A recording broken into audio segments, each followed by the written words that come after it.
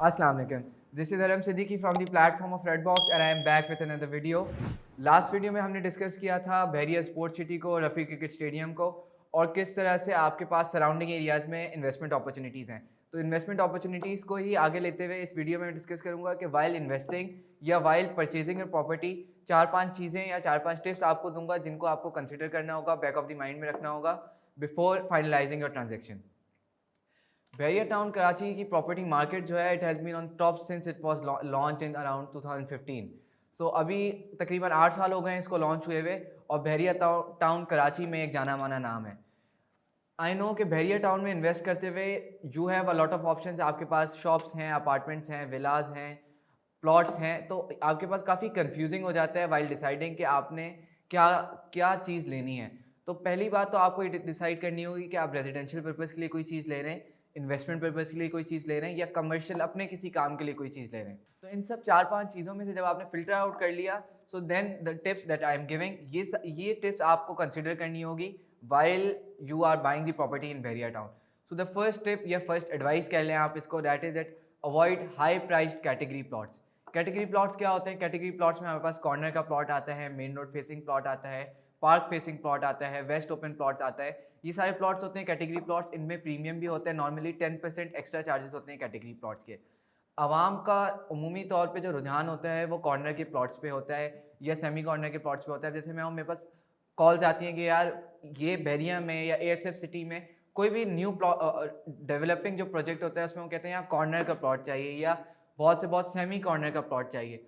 But ये पहली दफ़ा लेने में तो आप ले सकते हैं, बट जब आप इसको रीसेल करने जाते हैं तो कॉर्नर का प्लॉट इतनी आसानी से रीसेल नहीं होता, क्योंकि आज से 4-5 साल बाद वो इतना महंगा हो चुका होता है, मतलब compare to other plots in the street के अंदर जो प्लॉट्स होते हैं वो काफ़ी कम पैसों में होते हैं। मतलब अगर आपके पास 10 बायर हैं तो 10 में से एक बायर होगा जो कॉर्नर का प्लॉट अफोर्ड कर सकता होगा।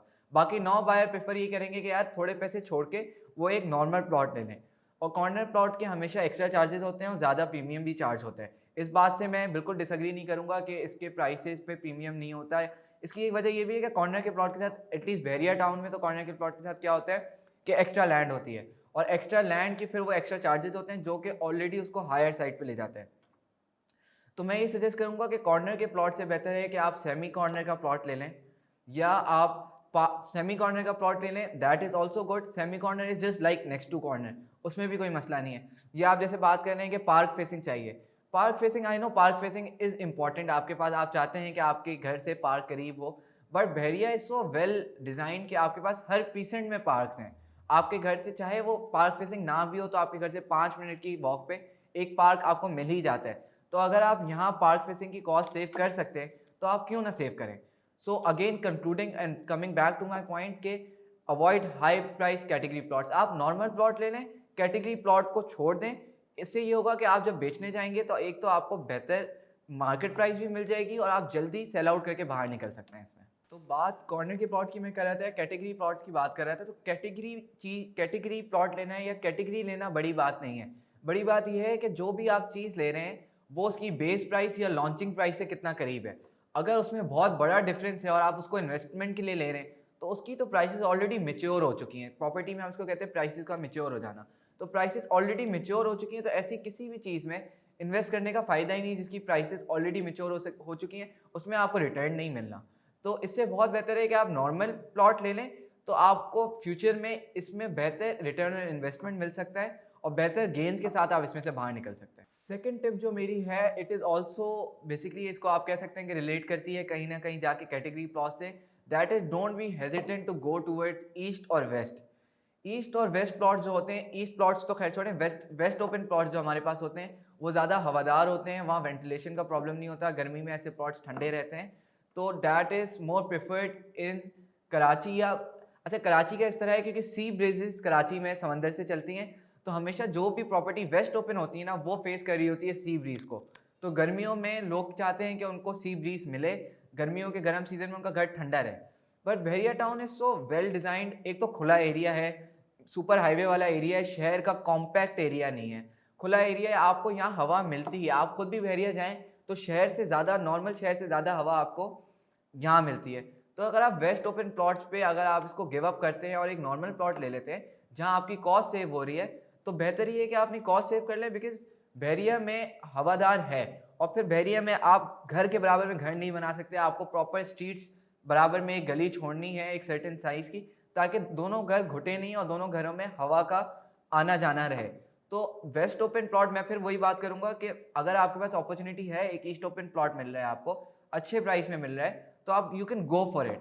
मैं ये नहीं कहता कि वेस्ट ओपन प्लॉट का कोई फायदा नहीं है, obviously everything comes up with their advantages, but अगर आपको एक और प्लॉट ईस्ट ओपन हो चाहे वो, अगर वो अच्छे प्राइसेस में मिल रहा है तो आप वेस्ट ओपन की कैटेगरी चार्जेस क्यों पे करते हैं?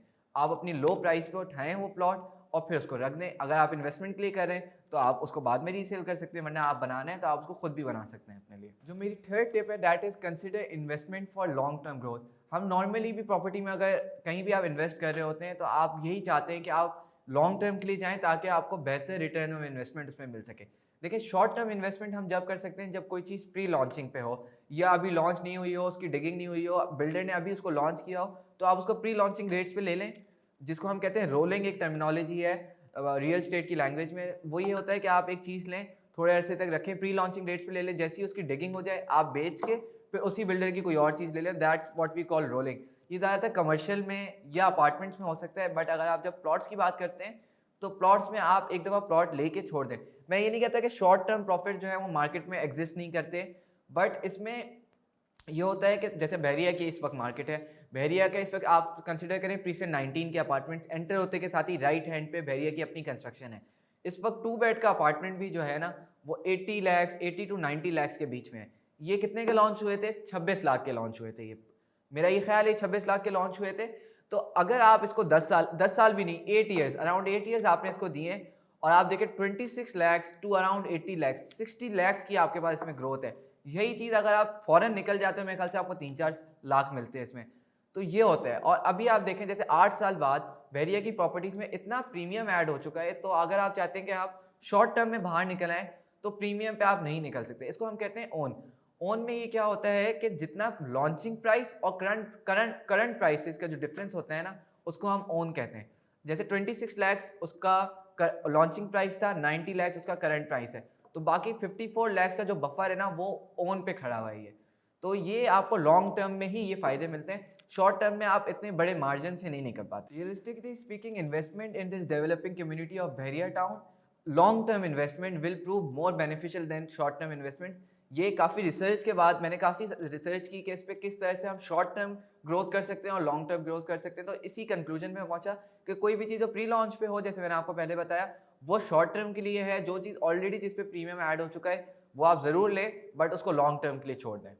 So the next tip would be that compare the prices of the desired property. आप जो भी प्रॉपर्टी लेने जा रहे हैं उसकी प्राइसेस को सराउंडिंग प्रॉपर्टीज़ या उसी उतनी ही डेवलप हुई भी प्रॉपर्टी से उसको कंपेयर करें और फिर देखें आपको किस प्राइस में प्रॉपर्टी मिल रही है। जाहिर सी बात है, आपके हार्ड अर्न मनी है, ये कोई छोटी चीज़ नहीं है, करोड़ों की बात होती है और बंदा रोज़ रोज़ इन्वेस्टमेंट नहीं करता। दिस इज़ कि आपने बहुत पैसे जमा किए, उसको आप वन टाइम इन्वेस्ट करते हैं। आप फ़र्ज़ करें आप गाड़ी लेने जाते हैं, गाड़ी भी एक बड़ी इन्वेस्टमेंट होती है। खालिद वलीद कराची पे काफ़ी सारे शोरूम्स हैं, तो आप एक शोरूम पे पहले शोरूम पे जाके गाड़ी नहीं ले लेते। आप पहले जाते हैं, मार्केट सर्वे करते हैं, आप देखते हैं कि कौन सी गाड़ी के मॉडल्स चल रहे हैं, कौन सी गाड़ीज़ अवेलेबल है, मुझे कौन से मॉडल की गाड़ी चाहिए। फिर आप अपने बजट में, जो आपके बजट में परफेक्टली सूटेबल गाड़ी होती है, उसका मार्केट ट्रैकिंग करके, मार्केट सर्वे करके वो फिर गाड़ी लेते हैं। इसी तरह यहाँ भी यही होता है, आपको पहले डिसाइड कर सकते हैं कि आपको कितना बड़ा प्लॉट चाहिए, किस कटिंग का प्लॉट चाहिए, 120 स्क्वायर यार्ड चाहिए, 250 स्क्वायर यार्ड चाहिए, तो उस लिहाज से फिर आप उसको फाइनलाइज करते हैं। Additionally, you should not ask the same property questions repeatedly to different state agents. I know कि ये लाइन आपको थोड़ी सी समझ नहीं आई होगी, तो इसका मतलब ये है कि आमतौर पे ये होता है जब आप कोई भी मकान या कोई प्लॉट लेने जाते हैं तो आप 3-4 रियल्टर से साइमल्टेनियसली कांटेक्ट करते हैं। इसी तरीके से जब आप एक प्लॉट लेने जाते हैं तो आपके नज़दीक ये होता है कि यार मैं 3-4 रियल्टर्स को अपनी प्लॉट की डिमांड कर देता हूँ और जो बेटर प्राइस मुझे देगा मैं उससे फाइनलाइज़ कर लूँगा या उससे मैं डील कर लूँगा। फ़र्ज़ करें बहरिया टाउन में प्रीसेंट 12 जो हमारा अली ब्लॉक है, आपको उसमें कोई प्लॉट चाहिए, तो आपने 3-4 ब्रोकर्स को बोल दिया कि यार मुझे इस लोकेशन पे ये प्लॉट चाहिए। अब जब उन ब्रोकर्स में जब ये बात घूमती है कि यार ये प्लॉट चाहिए एक बंदे को, तो हर ब्रोकर एक दूसरे को आके बताता है कि ये वाला प्लॉट इस लोकेशन पे चाहिए। उससे क्या होता है कि एक आर्टिफिशियल डिमांड क्रिएट हो जाती है मार्केट में उस पर्टिकुलर प्लॉट के लिए। उस आर्टिफिशियल डिमांड क्रिएट होने के बाद क्या होता है, माज़रत के साथ मैं किसी ब्रोकर को यहाँ हाईलाइट नहीं कर रहा या किसी एक बंदे को यहाँ पूरी कम्युनिटी को, सॉरी मैं यहाँ टारगेट नहीं कर रहा, बट यहाँ कुछ लोग इस तरह होते हैं जो इसमें फेक मार्केट में एक ब्रैकेट ऐड कर लेते हैं। जो फर्स्ट करें वो प्लॉट जो प्रीसेंट 12 का आप लेने जा रहे थे वो 50 लाख का था, बट क्योंकि एक फेक डिमांड उसकी क्रिएट हो गई है तो वो प्लॉट अब आपको 65 लाख का मिलेगा। ये जो 15 लाख का एक ब्रैकेट ऐड हो गया है ना, ये एक फेक मार्केट प्राइस है जो ऑल्टरनेटिवली क्रिएट कर दी गई है by brokers due to subscription demand. For that purpose आपको ये सोचना चाहिए, और समझदारी की बात यही है कि आप किसी भी रेप्यूटेबल या प्रोफेशनल कंपनी से रब्ता करें जिनका अपना नेटवर्क इतना स्ट्रांग हो कि वो सेलर और बायर दोनों को साथ बिठा के, आमने सामने बिठा के डील करें, ताकि जो आपको एक्चुअल रेट्स में डील हो जाए बनिस्बत इसके। और नॉर्मली ये होता है कि यार आपको कोई प्लॉट चाहिए होता है, उसके पीछे 3-4 रियल्टर्स होते हैं, तो हर बंदा जब अपना अपना कट रखता है, 1% भी अपना अपना कट रखना शुरू कर दें तो वो आपको प्लॉट की जो मार्केट प्राइस से आपको बहुत ज़्यादा महंगा मिलता है। तो इससे बहुत बेहतर ये है कि आप एक रेप्यूटेबल किसी भी कंपनी से, लाइक आप रेडबॉक्स के पास आ जाएं। हमारे पास हम बायर और सेलर दोनों को सामने बिठा के डील करते हैं। जिस प्राइस में बेसिकली सेलर बेच रहा होता है उसी प्राइस में बायर खरीद रहा होता है। इसके बीच में कोई भी हिडन चार्जेस नहीं होते, वरना नॉर्मली रियल्टर्स हिडन चार्जेस रखते हैं और फिर आप ये कहते हैं यार मेरे साथ स्कैम हो गया, या मेरे साथ धोखा हो गया, या मुझे मार्केट से ज़्यादा महंगे दामों मैंने अपनी चीज़ खरीद ली। तो ये चीज़ शायद आपके लिए नहीं हो, मगर this is very important when considering to buy a property in specially in Bahria या DH सिटी। लास्ट टिप मेरी ये होगी that locate the property and go there in person. मतलब आप जो प्रॉपर्टी आपने फाइनलाइज की है आप खुद जाके उसको इन पर्सन देखें। A property's location plays a vital role when you consider buying it. और ख़ास तौर पे बहरिया टाउन की प्रॉपर्टी जहाँ इस वक्त हर पीसेंट जो कि बन चुका है, डेवलप हो चुका है, बट हर पीसेंट की अपनी अपनी खसूसियात हैं। जो प्लॉट्स हैं अभी आपको इतना पता नहीं है कि कौन सा प्लॉट किस लोकेशन पे है, तो आप पहले जाएं, प्लॉट की लोकेशन देखें, सराउंडिंग चेक करें कि आपके पास एम्यूनिटीज़ क्या हैं, करीब में मार्ट कौन सा है, मस्जिद कितनी करीब है, पार्क कितना करीब है। और हमेशा विजिट करने के बाद अपने 3-4 लोकेशन अपने पास ओपन रखें, ताकि अगर आपको एक चीज़ समझ नहीं आए तो आपके पास 3-4 ऑप्शंस और हों और आप प्रेशर में आके डिसीजन नहीं ले लें। काफ़ी दफ़ा ये होता है कि रियल्टर्स आपको प्रेशराइज़ करते हैं कि सर ये मौके की डील है, आप अभी ये डील ले लें, आपको बहुत फ़ायदा होगा। तो इनमें से इस तरह की किसी बात में नहीं आए, अपने दिल के साथ साथ दिमाग की भी सुने, और जो आपको दोनों मिला के जो फिर आपको डिसीजन लेते हैं वो आपके लिए लकी भी, और रिटर्न ऑफ इन्वेस्टमेंट उसमें बहुत बेहतर आता है आपका। अच्छा, कंक्लूडिंग मैंने ये सारे पॉइंट्स आपके सामने रखे। इसमें क्या होता है, इधर most buyer do not understand these points completely, या वो फिर ये पॉइंट्स अपनी चेकलिस्ट में नहीं रखते। वो प्रॉपर्टी फाइनलाइज करते हुए देखते हैं कि यार मुझे मार्केट से कितनी सस्ती प्रॉपर्टी मिल रही है, या मैं कितनी जल्दी अपनी ट्रांजेक्शन कंप्लीट कर सकता हूँ। बट ये एक सेंसिटिव चीज़ है, आपका बहुत बड़ा अमाउंट इसमें इन्वेस्ट हो रहा होता है। तो आपको सुकून से ये जितने मैंने आपको पॉइंट्स बनाए, ये एक चेकलिस्ट बनानी होगी आपको, और वो चेकलिस्ट एक एक करके आपको सारे चेकलिस्ट पूरी करनी होगी, फिर आप ये ट्रांजेक्शन करेंगे। और आई होप कि अगर आप ये सारे पॉइंट्स अपनी उसमें रखेंगे, अपने माइंड में रखेंगे बिफोर फाइनलाइजिंग योर ट्रांजेक्शन, तो आप एक अच्छे रिटर्न इन्वेस्टमेंट के साथ भी बाहर आ सकते हैं, और ये जो सारी प्रॉब्लम्स हैं आपको वो भी आप फेस करने से बचेंगे, और एक बेहतर प्रॉपर्टी आप फाइनलाइज करेंगे, और एक बेहतर चीज़ के साथ आप उसको कंप्लीट करेंगे अपनी डील को। आई होप कि ये वीडियो आपके लिए हेल्पफुल थी, और आप आगे आगे आने में इन सारी चीज़ों को अपने दिमाग में रखेंगे।